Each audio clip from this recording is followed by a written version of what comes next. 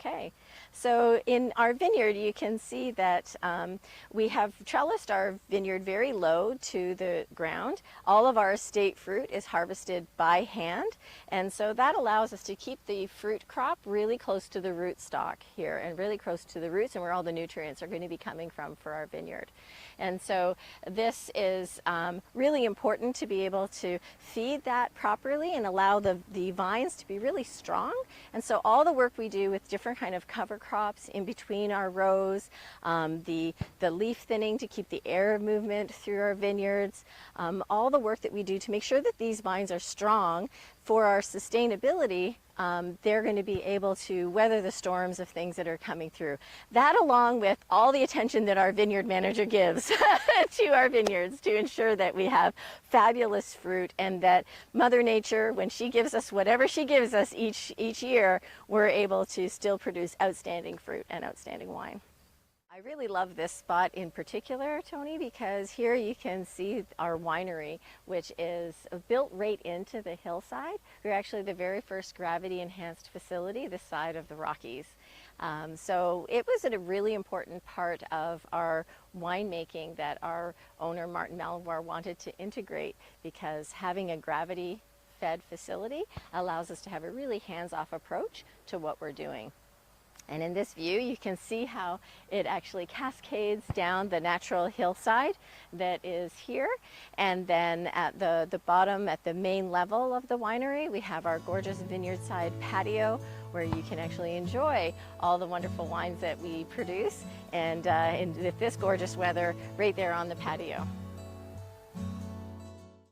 The winery, the footprint of the winery hasn't changed since it was originally built.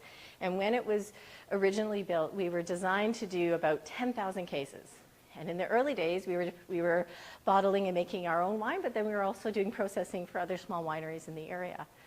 Now, again, while the footprint is the same, we have expanded with additional tanks, concrete fermentation tanks outside, as well as additional tanks just within the building. And we're close to 30,000 cases now, depending on the vintage. So up at this level, which we're at the very top, this is where all of our fruit comes in. And as I show you, we actually move our equipment to accommodate our fruit. Our presses are on wheels. Everything is. We have sorting tables. We have our giraffe and our hoppers. Everything is moved according to where we're going to put that fruit ultimately. Nothing is pumped and augured in order to get it to the tank where we want it to be. So we'll set everything up here, and as you can see, we have our oak cuves.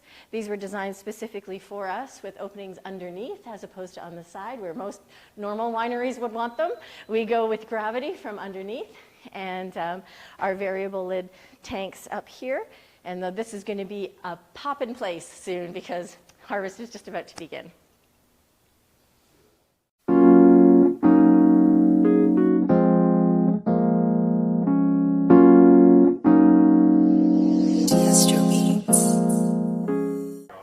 And I think this is what we're seeing too with this whole shift towards it in our region. A lot more sparkling wine is being done. There's a lot of explanation and understanding about the differences of what a Frizzante.